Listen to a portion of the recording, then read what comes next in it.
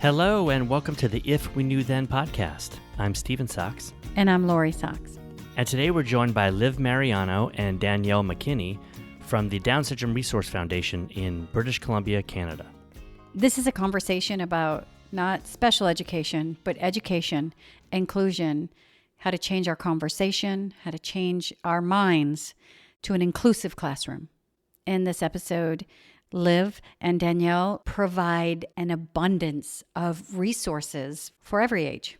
I had so many light bulb moments of things I learned today in our conversation, and we are so happy to share this information and the supports and resources that are there.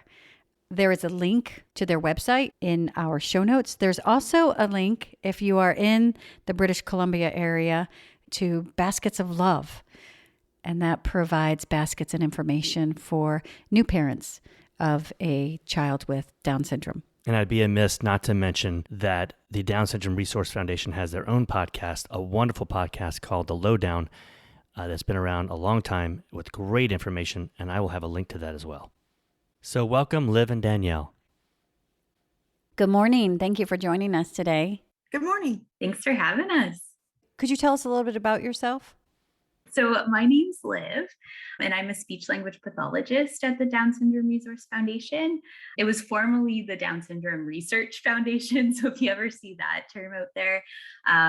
But yeah, we've recently taken a shift to service families, and we do a lot of programs that are directly working with families and providing a lot of resources on Down syndrome. So that was kind of the shift in the name of the organization.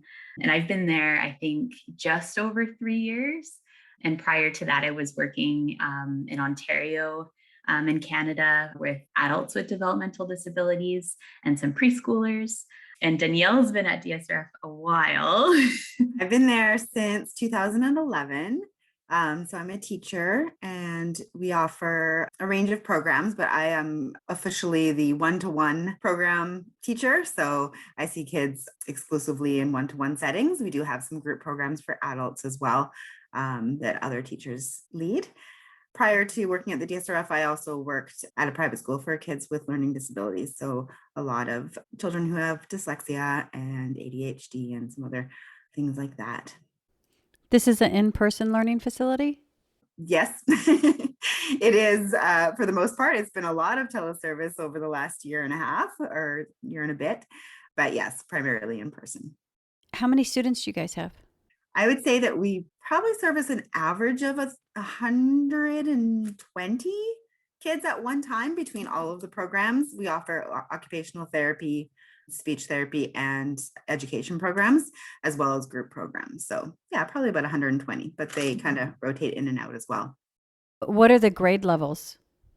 Yeah, so we see students throughout the lifespan, which is really awesome. So my youngest right now on my caseload, I think, she's 2, and the oldest student I've seen so far has been in their late 30s. So it's really cool that we get to see, such a range in, age, and definitely one of the benefits of working at an organization that, specializes in something. So I would say the majority of our clients are definitely younger. So that preschool and school age. But yeah, we do get the chance to see students of all different ages. How do people become a part of your program? We basically just offer our services. People go onto the website and they request services, and then we just pick up clients as we have room in our caseload to see us on a one-to-one basis. Otherwise, it would be registering, for the group programs at the time when they are starting. We mostly service our direct area, so the lower mainland of British Columbia. But since COVID, we've had a lot of opportunity to kind of extend our services and offer more things via teleservice. There are some restrictions as far as licensing goes for certain professions, but some of the teachers are open to seeing people all across the country. So it's been kind of a neat opportunity to see people, just a bit of a further reach for us. And you also provide early intervention? Yeah, so we definitely see, we do a lot of early parent groups, which is great. So parents that know that they're going to have a child with Down syndrome, we do an information series, and that way it kind of I think our goal of that is to build community right from the start of, meeting other parents of children with Down syndrome. So we do try to, have programs available for really early years. We've talked about doing like baby groups as well. And students can come to DSRF at any age, which is really great. But early intervention, we definitely prioritize those clients because of what we know from research. So that's been a really good asset to the program too. And do parents need a referral, or they can just look you up? Yep, they can self-refer. Some parents find out about us, through word of mouth, or there's a Baskets of Love program. I know Danielle probably knows a little bit more about that than I do. Yeah, we actually have a wonderful parent of one of our students who has started her own nonprofit organization called Baskets of Love. And so she organizes delivery of these baskets with information and fun toys and books and different things to be delivered to families with new babies with Down syndrome. So that might be the first time they hear about our organization, but we try to be out there in the community and have the other early intervention programs. Like there are some government run type things that could also get our name out there and refer families, but no, we don't need a formal referral from a doctor or anything like that. And the Baskets of Love, we can put a link in the show notes to the Baskets of Love, information on how people could obtain one of those. I just had a question about you have an information series. Is that information series available online? Is that something that new parents could take advantage of? That's a good question, because we this past year didn't run it like due to COVID, but it's typically been done like in person at the center. I know there's talk about starting it up again, come this fall. So that's probably something that parents can look out for, that we'll probably advertise to new parents. But we did put a pause on that this past year just due to COVID and the steep learning curve that we went through trying to continue our services. Is that something that you guys would consider making available online, a program that you would start? Because I feel like most of our conversations, getting the correct information out whenever that comes, whether it be before birth or after, it's finding those resources for parents and family members and friends to get the correct information. Yeah, I can definitely foresee some kind of shift in how we deliver that information, because we have also offered an educator series in the past, and that was first offered in person. So teachers and education assistants would come to the center. But during COVID, we did offer it online, and then made those recordings available for a time after the actual series ran. So definitely I could see a shift happening with the new parent series. We kind of also value the kind of intimate setting that occurred with that specific program, because they were new parents and they were looking for, kind of community support and other people who were going through some of the same things. It was nice to have it in a local kind of forum, but definitely, as you said, it would be great to get just the information out there that could be accessed anytime. We do have another therapist who moved away to an area about 4 hours from the Lower Mainland, and she runs the same type of group in that community. So we're trying to get things just out there in all different reaches, but there's only so many of us.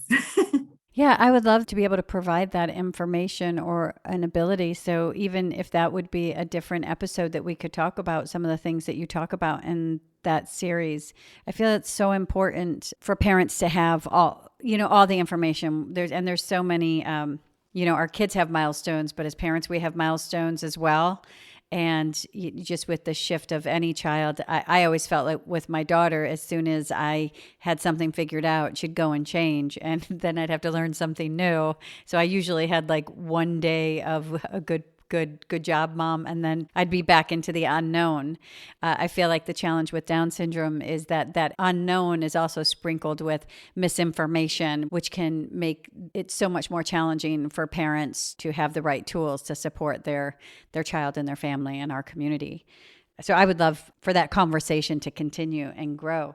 But how Stephen discovered you, or how you discovered each other, was through an educational series that you did during distance learning. I know that with the pandemic, a lot of things changed, and so it's great that you could shift. And I was able to listen to your recording of the information that was provided. So I'd like to talk about that and I'd also like to talk about education in this conversation, just in general. What was your experience, or what is your experience with education and individuals with Down syndrome? You go ahead, Danielle. Yeah, I guess I probably have the more direct experience with education in particular. So I trained as a general education teacher here in British Columbia. And then I kind of branched out to specialize more so in special education. I just finished a graduate diploma in inclusive education here in BC. And then, like I said, have been working with children with disabilities since 2000. But within our setting, we mentioned just the one-to-one sessions that we have, but we also have a lot of interactions with children's education teams within their school setting. So we have been involved in IEP meetings, and to varying degrees, just collaborating with the school teams to, help set up programs or to just find strategies that work for that student. Yeah, things like that. Just trying as much to be part of their team as possible when it comes to education, because like you said, it is so much of the unknown. Just once you get one thing figured out, it's time to figure out a new piece of the puzzle. So yeah, we try to help with that as much as possible, having the experience that we do. Do either of you have personal experience with somebody with Down syndrome? So before working at this foundation, no, I did not. So it was all on the job learning based on, theory that I had acquired through school. But yeah, working with these individuals in this position was my first experience. I'm not sure about Liv. So I have like a personal connection to like developmental disabilities in general. So my sister, she had cerebral palsy, and I have two brothers that are deaf, and one of them has autism. So a lot of my exposure, like their friends or camps they went to had people with Down syndrome. And so I always kind of knew I wanted to work with this population. And in my hometown, I would do, I'm a huge like theater and improv nerd. So I would run improv programs for people with developmental disabilities, and a huge majority of the people that would come out had Down syndrome. I don't know if it's like a lot of our guys love the arts and theater, and so that was kind of like, I think my first kind of connection was through my siblings, kind of getting to meet this kind of community. And throughout like my professional career, I had a few students with Down syndrome, but when this job opportunity came up, I flew across the country for it, because I always kind of knew like, this is, I don't know, it brings me so much joy, like working with this population. And prior to COVID, like Danielle said, we collaborate a lot with school teams. And I just found that because teleservice opened up so much, we could even collaborate like so much more with teams. Like I had before COVID, it would be mostly through email or the IEP meeting. And since, it's been awesome to invite them to, observe our sessions or observe the student at school. And it definitely depends like on the school and the level of support they need. But it's been a huge, like that's been such a nice positive to come out of that, is increased collaboration, definitely. Danielle, did you have any misperceptions or perceptions of Down syndrome that have changed, and how have they changed since working with individuals with Down syndrome? That's a great question.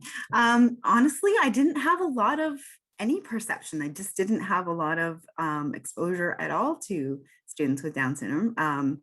When I was in high school, it was just kind of the beginning of inclusion in our province. So it still looked a little more like integration, or even like segregation, the special classes, but in the same school. So to be honest, I didn't have a lot of perceptions to change. So it was really great just learning, in a really wonderful environment, the joys that this population of people can bring. It has never been a dull moment, and it's just been rewarding and fun and lovely the whole time. I'm so glad you used the word segregation, because that's always been one of the thoughts at the foundation of our advocacy, is that when you are removing a population and not having an inclusive classroom, not having those supports that create that environment, you're segregating an entire population. And that word is not used for, I mean, I think we know why that word isn't used, but I think I'm always a little mystified at the fact that those two things aren't put together.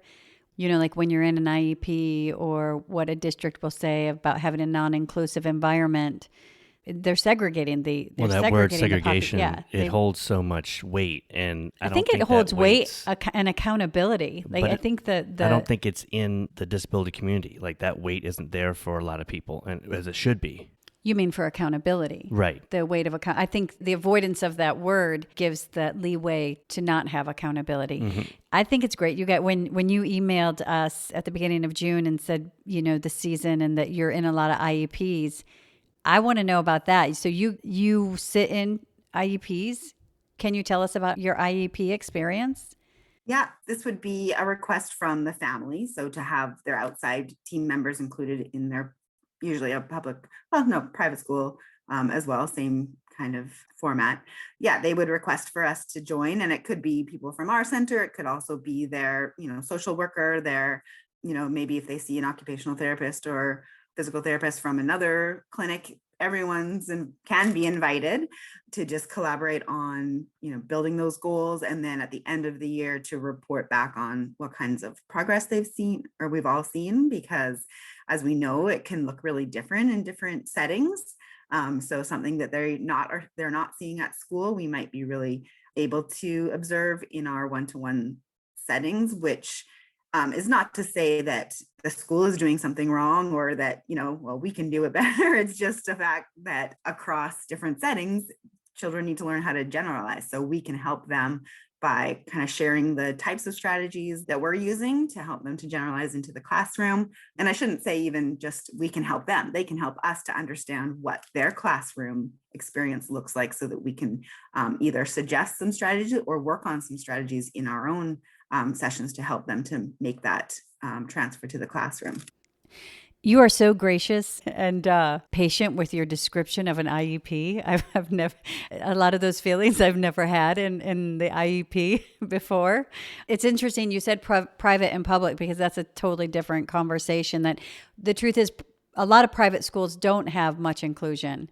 They use testing to create their population. And so unfortunately, you don't see a lot of inclusion in private schools, which At least here. Yeah. At least here, I don't know what happens in school in British Columbia and in IEPs, but I think that that I want to experience whatever you have. Yeah, what I see already is just the fact that you can be there shows that what the fabric of a national healthcare system can give you, the flexibility of having a third and fourth eye there to come in and be respected and know that there's no agenda, and that the school quite possibly will listen to what you're saying. It's not like you're being brought in as a defense. It's just there to add good quality information for the child. It sounds like it's a conversation instead of, like you said, a discussion, defense. like a productive discussion. A collaboration instead of like what we usually experience is we know what our son needs. Very rarely is there support to finding that or to examining other ways. I mean, there's very rarely, even sometimes when someone has the best intentions, their hands are kind of tied to what they're allowed to do.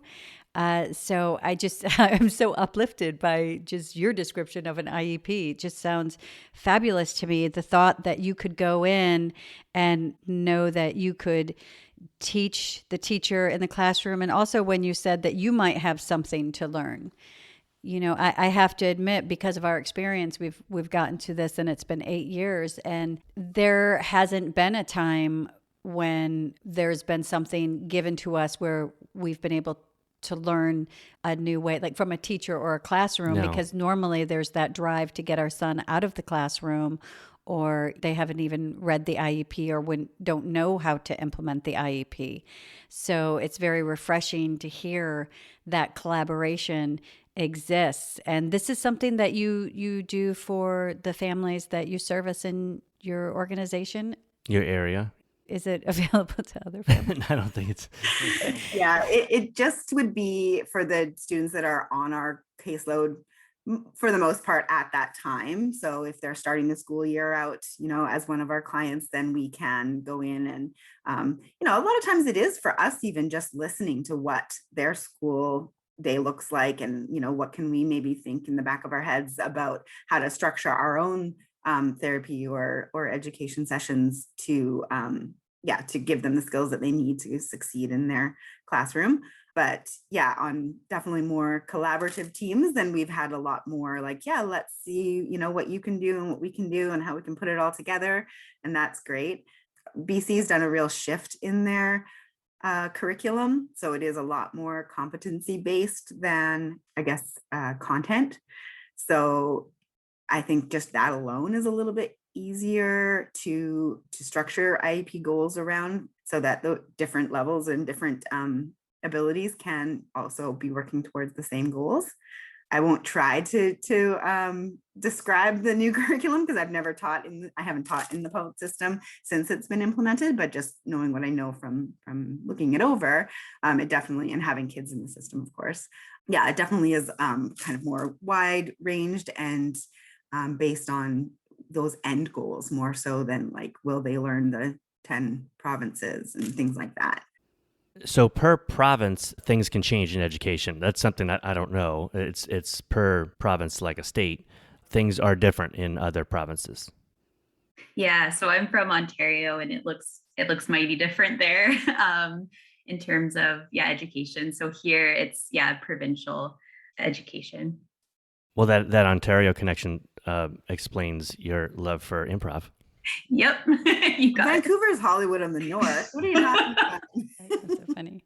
You're right. If it's about content, like that's one of the things I usually will ask in an IEP, or I'll ask the teacher or the resource teacher when they give this lesson that seems, abstract isn't something that's easy for my child. And then the more I think about it, it's like abstract. Like, when do we learn abstract? Because even sometimes someone will talk to me and I'll answer a question and then realize that it wasn't really a question. It was some abstract comment. Yeah, adults miss abstract ideas all the time. All the time. And when you have a curriculum that's so based, like you really start to see, I think very early on with Liam in education, they would do the who, what, where.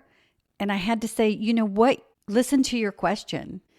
What are you asking? And ask that. What do you want to know? And ask that in the clearest way.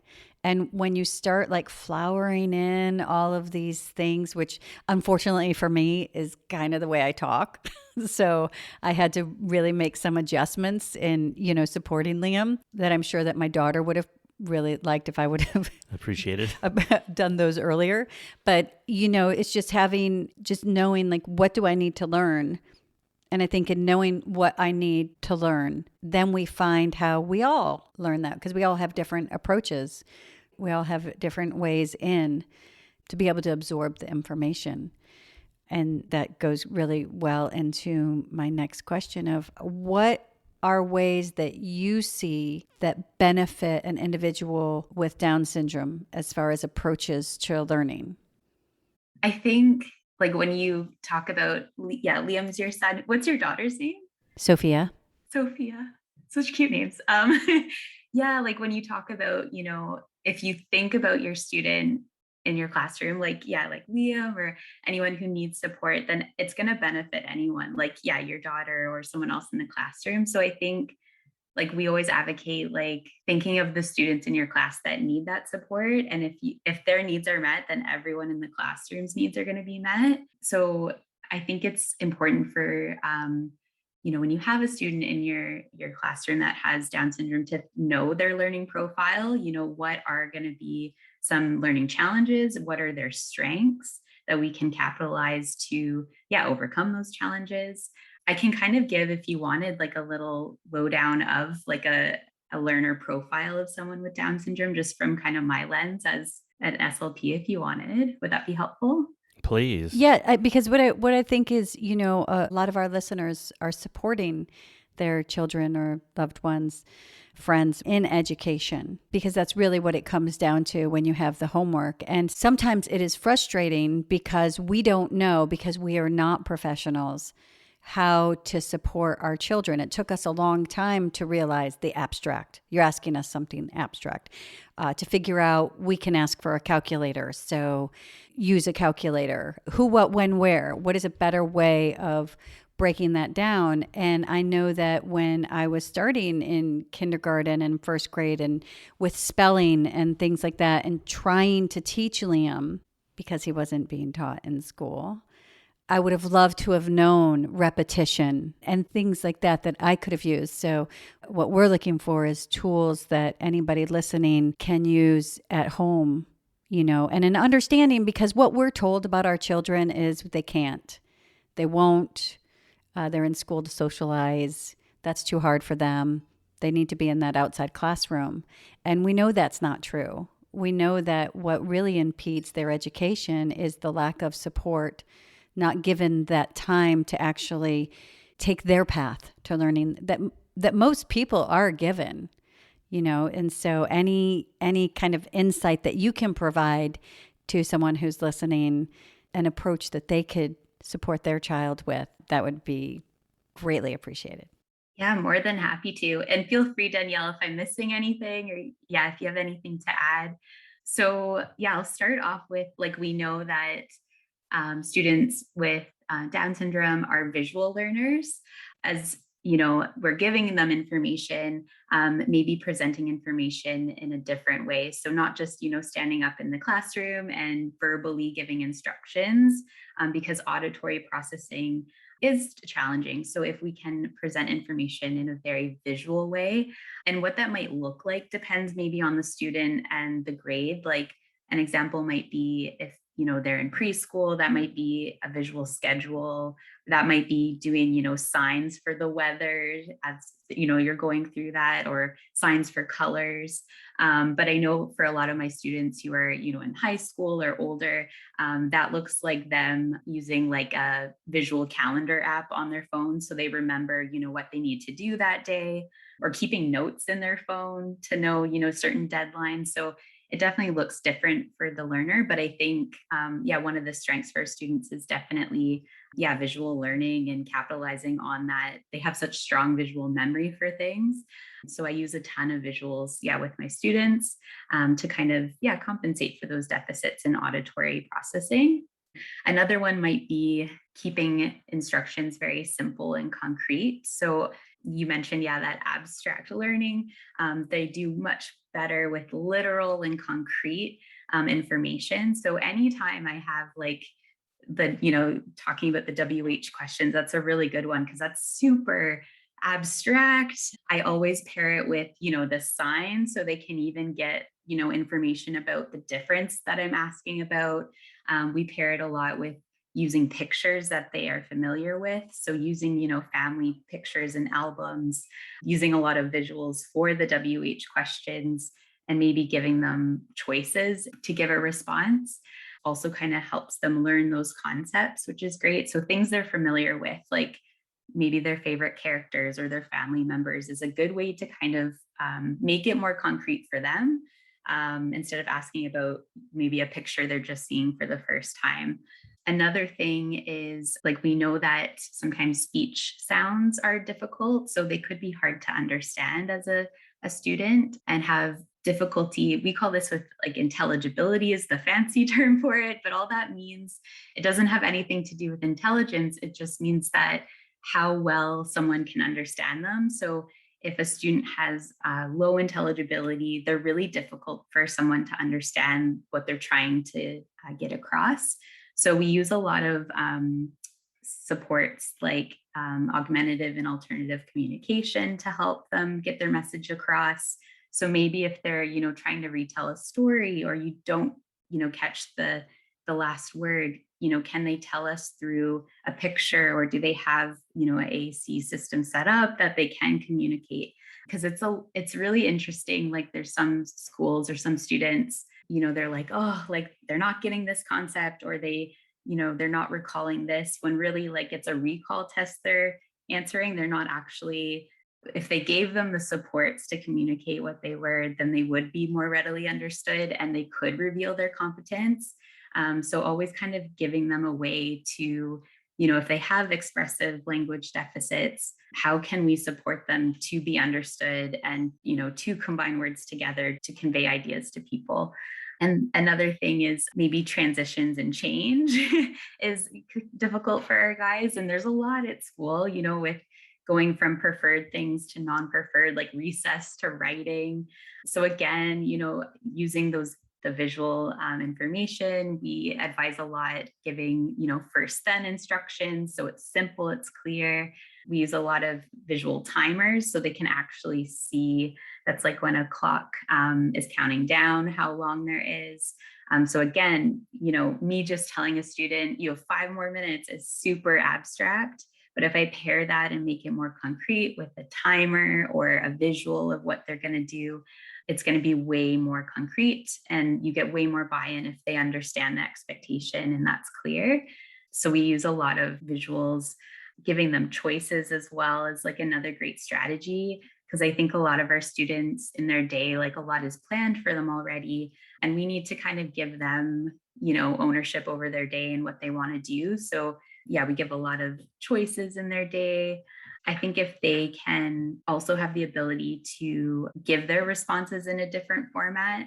So I talked a little bit about like when we're presenting information to a student, giving it in 2 ways, like visual and auditory together, but also if a student can give their answer in a different format. So whether that's multiple choice, or I have a little girl I'm thinking of right now who's in kindergarten and she gives her responses in sign language. Yeah, just giving alternative formats for that student, how they communicate. Sometimes like attention might be an issue. And we know that a lot of our students have hearing loss. So another communication consideration might be something like seating in the front of the classroom. So that way, they're looking at the teacher, they're getting like the best possible input possible.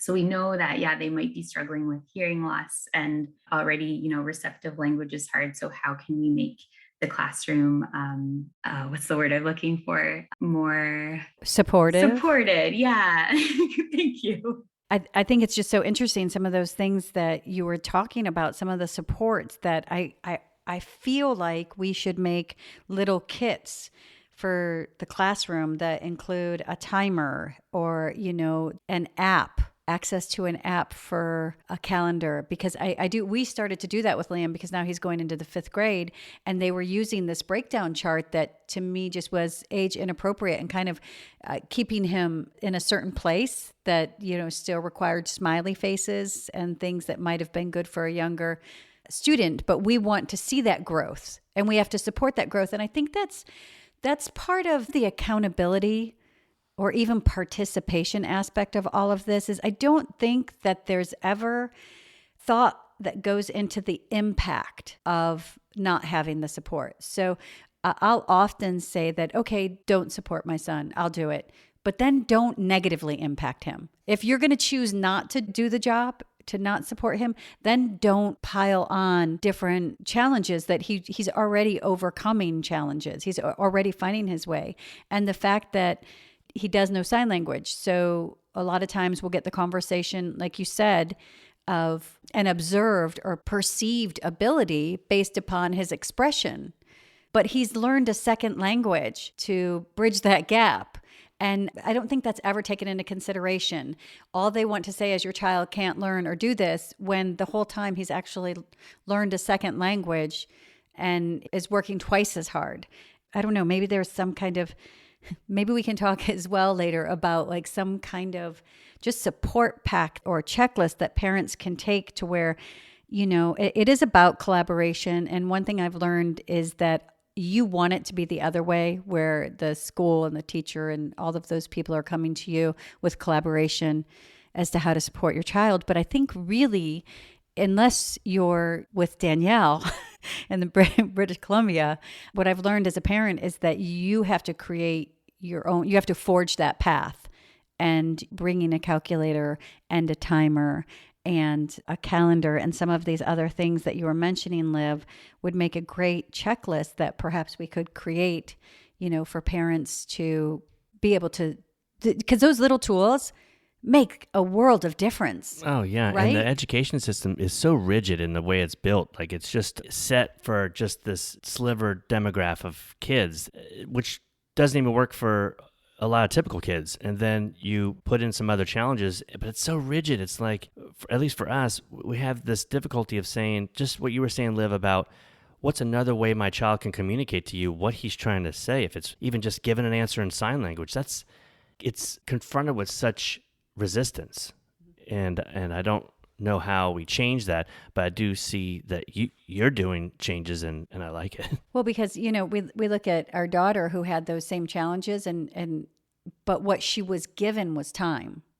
That she didn't know her times tables. She didn't know she didn't understand the abstract of how to break down and pull information from a paragraph. Her writing skills weren't like top notch, but she was given the time and the ability to fail. I think she was the teachers just expected that she would get it, later. So keep going, you'll get it. You got to nail this down in the summer or something. Of Liam. No, there's no expectations. If you don't get it now, you're never going to get it, which that isn't the case. And it's not the case for like such a high percentage of students. And I think it's that equality is what's missing. So parents or educators, that some of the things are first then. And we see that all the time for Liam. Like, you can, if I always try to put myself in his place, like, you can go, all right, we're going to do this, this, this, and this. Well, I've learned I just take notes and I just write everything down. And that's something that I implemented myself. But what if I can give that tool to Liam? And he gets that. And it does. There's some freedom that I think we can all understand, that when you do have that power of participation, when life doesn't feel like it's just happening to you. I don't know any people who enjoy that, but we expect that. It's expected of Liam. I've stopped so many sessions where I'm like, guys, give him a chance to answer. Guys, listen to what he's saying. Let him do it his way. And I think people forget, they detach.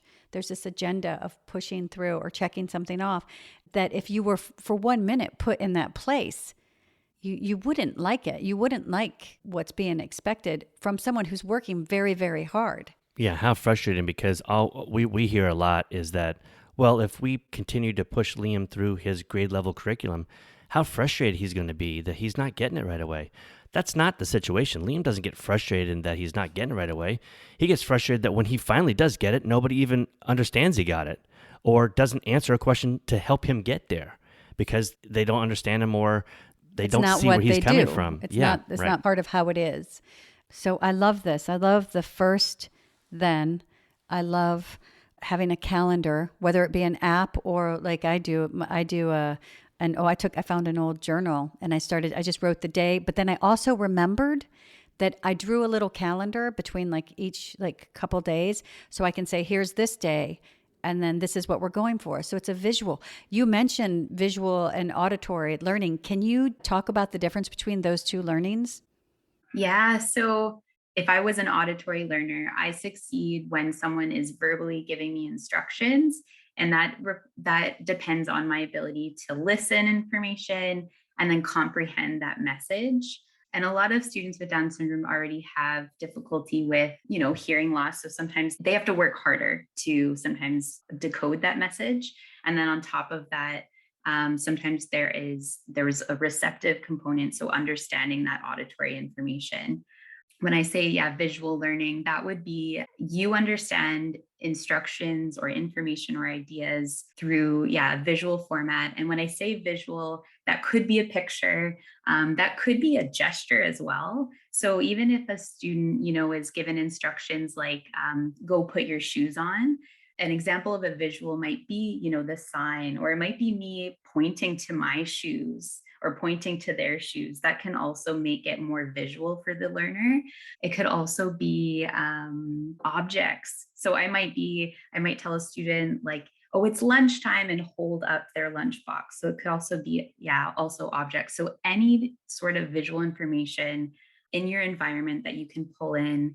I have one student who their visual schedule wasn't working for them. So they draw out together what she's going to do. It can be honestly as simple as, whiteboard and drawing out information. But any way we can make things visual for students, I just find they're way more successful at understanding that information. And also their memory is really strong for those visuals.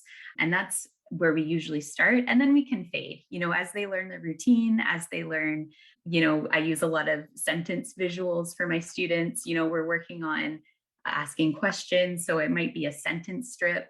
That's part of our routine each session, asking each other, how are you? But as they're getting the routine, I'm going to start fading that. And that becomes something that they can do. But, I always think of, when we're thinking of our students, it's unfortunate that a lot of them have to fail in order for us to then be like, hey, what supports do you need? Or let's relook at you as a learner, when really we should be starting off with like, how do you learn? What can I do to meet you where you're at? And then, let's fade as you progress and as you're making progress. And then you can change it up. But we need to kind of meet them where we're at when we're learning new skills. Yeah. Anything to add, Danielle? Often we will see visuals being used in routines, and that's a really good point that we're going to, eventually want to fade the visual support as they get to learn the routine. But I think in more academic type tasks, we might need to always provide a visual support because there are so many different demands being put on their cognitive load, really. So just one example of that would be, asking a student to spell a word. If you just give them a picture and say, hey, we're going to spell the word cat right now, then they never have to think, oh, what was that word I'm trying to spell? While they're also trying to think about what sound makes the k, or what letter makes the k sound. And, what did I hear next in that word? They're trying to segment the word into its individual sounds. And then they're also, doing that just a little bit slower than maybe a typical student is. So by the time they get to the T, they've forgotten, or am I spelling can or cat? So just giving them that visual support, and it's not that hard. I mean, I have, a deck of, if I'm working on 3-letter CVC words with a student and we're trying to spell those words, I have a deck of cards about this big that are just pictures. And I don't have to redo my lesson every time. I just pull out that stack of cards and then I've got pictures just readily available to give to them. Let's practice spelling all these words, and they can come from anywhere in that pile. It's not, I feel like sometimes people just automatically think that this is going to be so much harder, when it actually, like, to me, this is easier. I don't have to think about my list of words. I just know we're working on CVC words. Any of these words will do, as long as they can hear all these individual sounds and be able to represent them as letters. They're working on their goal of spelling. And I've got my lesson planned. I just pull out that little pack, right? And I think the most impactful statement I had heard, and I wish I remembered where, it was years ago, about this idea of giving a visual instead of auditory instruction, or in conjunction with, is that auditory information is momentary. If it's not remembered the moment it's heard, then it's gone, it's lost. But if you're pairing it with that visual, they can hear it, they can see it, and then they can go back to the visual and see, oh, right, I'm supposed to be getting my shoes on, or, oh, right, the next thing is lunch, so I'm going to put away my pencils now. Like, whatever it is, just having that support built in, so that the adult, or the, teacher, parent, education assistant, doesn't have to do so much of the work either, right? They don't have to be constantly reminding if they've got that visual there doing the work for them. That's such a great insight, and also speaks on collaboration when you said about showing the picture for the CVC words. Those are some of the foundational words that children are using. And you forget, like, a light bulb moment. Oh, I thought that, cat is in November of first grade. That's when we have to learn it. But you forget that you're not learning that. You're learning the breaking down of the word and the spelling through the sounds, right? So when we take away that constraint or what we think the lesson is and focus more on the actual teaching, that's what it's about. But I think that we get caught up in, Friday we have to know these 6 words, but that's not what we're learning. We're not learning these 6 words. We're learning how to spell. And I think we forget that I forgot that. No, I don't even know if I ever knew that. Do you know? Like I just knew that we had to spell cat and we had to spell hope and we had to spell ways 3 different ways, and that's not fair. From the outside, we go through this routine and it's not fair to the learner, whoever the learner is. Because if they can't rise up to meet that structure, then they feel like they failed. Because I know that was a lot. My daughter dealt with that a lot. Like she was constantly feeling like if she wasn't getting it, she wasn't learning. So can we remove that? And I love the thought of taking that pressure away. I've never thought that by the time he got to that last letter, he forgot what he was spelling. Mm-hmm. Could be a couple of different words. So that could also be because of the auditory processing, right? Maybe he heard can the first time. Right. Mm-hmm. And he didn't hear cat at all, but you're asking for cat and he spells can and he gets it wrong, but that's not what he heard. And we have no way of knowing that. So if we give him a picture, then at least takes away some of that, that fuzziness of do they really know what we're asking them for? And how does that feel on the inside for my son who's spelling, and which is something, of course, that they said he can't do, and he's spelling and he spells, he's like, there you go, and someone puts like a big black mark through it. It's like, how does that feel? How do you? We've all experienced that when we're like, yeah, I did my best, and someone looks at it and goes, why didn't you do what I asked you? And because you just misunderstood, or you thought this what was asked of you. Just if we think about that, if we can stop being so separate from what we're doing, if we can just connect and just think about, I forget the exact wording of it, Liz. You said something about instead of waiting till there was a problem, how can I support you? It's seeing every learner and saying, okay, how do you learn? How can I support you to be your best self, right? I think that's what we need. I think that's the mindset. I think the mindset has gotten fuzzy. I think it's been influenced and impacted by so many things, even just the right to an education. When the right to an education is something that people don't feel is there, things are kind of put together haphazardly. And now we're trying to, put lipstick on a pig. Do you know that phrase? But I don't know if that's a good phrase. I don't know. I don't know if Miss Piggy wears lipstick and Liam loves her. But we're trying to make something into something it's not. Like we're trying to pretend. We're pretending something is what it's not. And if we can see what it actually is, then we can learn these approaches. Like just, ladies, your insight has changed the way from going forward that I'll teach my son, because now I understand those pictures. Those pictures inform and support him so he can... Throughout the whole process of him learning to in spell. that moment. Yeah. And I think Danielle brings up a good point too, where maybe these different kind of strategies or extra strategies feel extra and like bogging down the instructor. But I think that's such a narrow way to look at things. If we're looking at how am I going to teach today in this moment, then yeah, it could be an extra step. But if we're looking at the success of the child, the success of the student, how even quickly we're going to get to the end goal, then it's less work.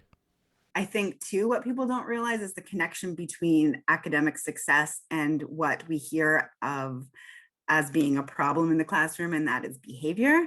So if we're giving students opportunities to succeed in the classroom, we're not going to see the kind of behavior challenges that many teachers in inclusive classrooms struggle with, because that connection with, like you said, having success and not feeling like, you're trying your best and you're getting it wrong anyway. So why bother trying? I'm going to run out the door instead, makes a lot more sense. Let's start with success, even if it's something that's really, is going to be way too simple for that student. If they come into the session, or I should say the lesson, and sit down and they get something right away, or they get 4 things right away, they're going to want to stick around a little bit longer, right? And see, hey, what else have you got for me?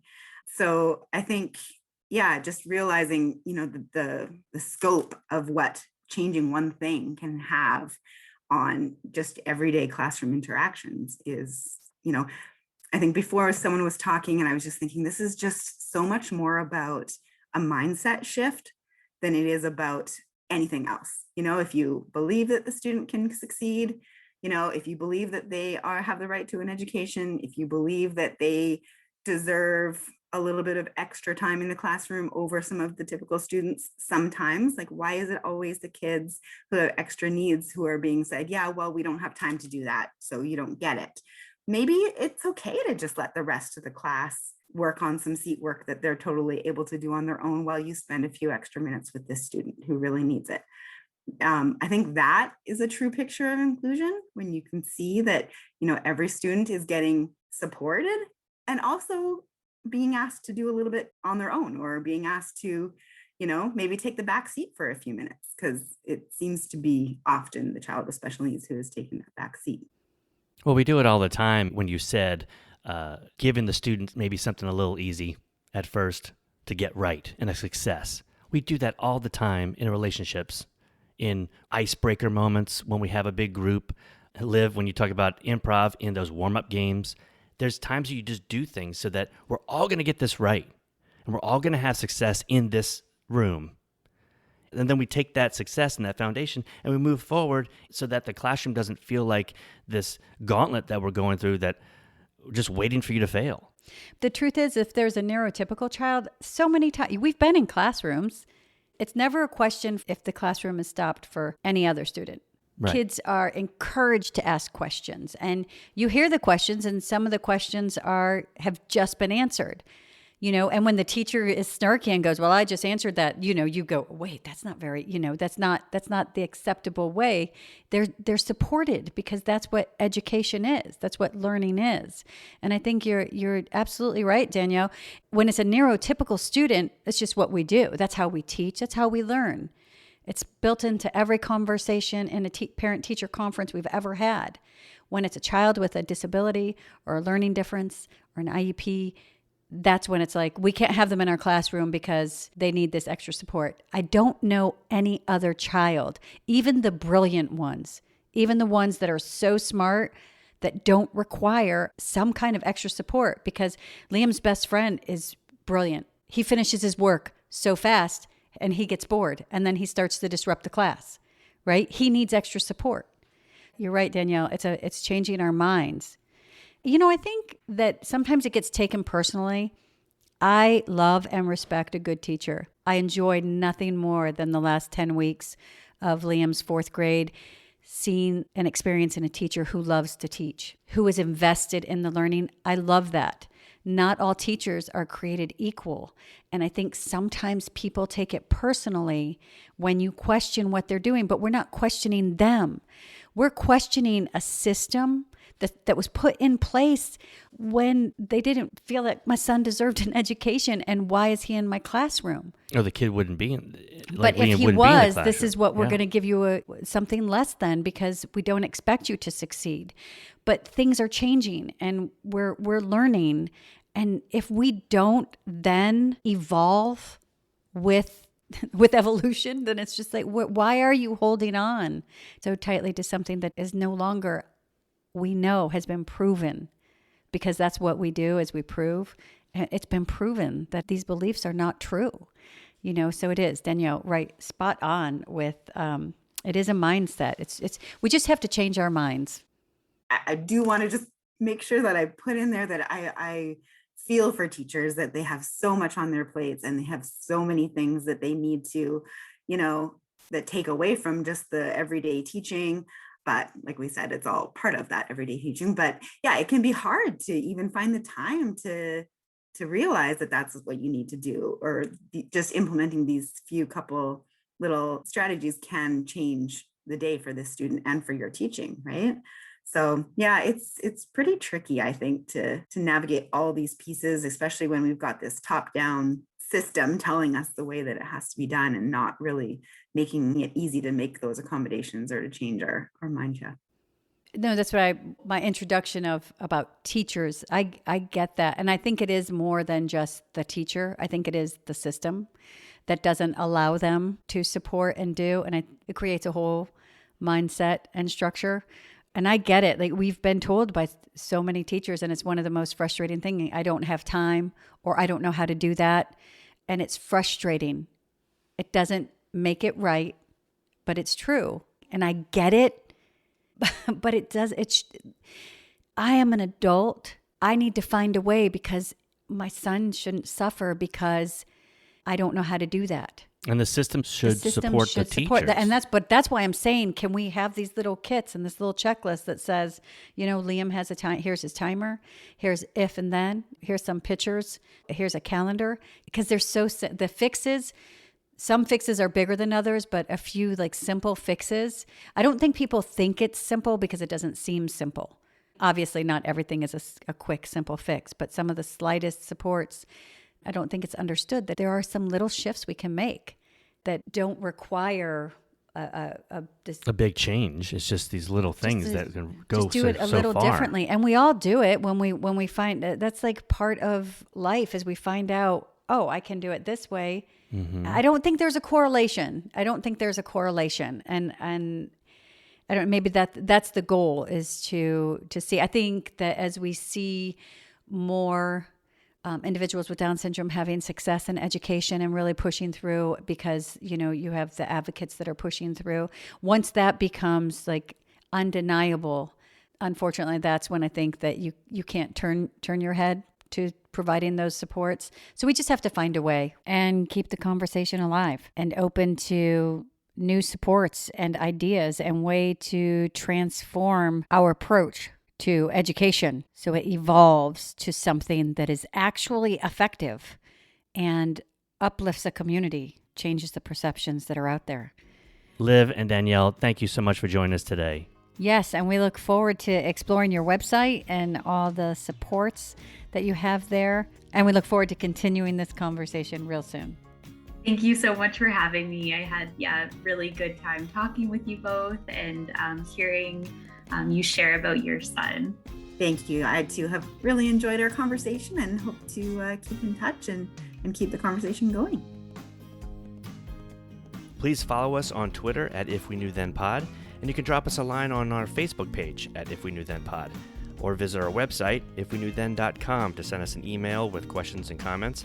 And you can join our mailing list there and get alerts of future podcast episodes. All these links will be added to this episode's show notes. Thank you again, and we look forward to you joining us on the next episode of If We Knew Then.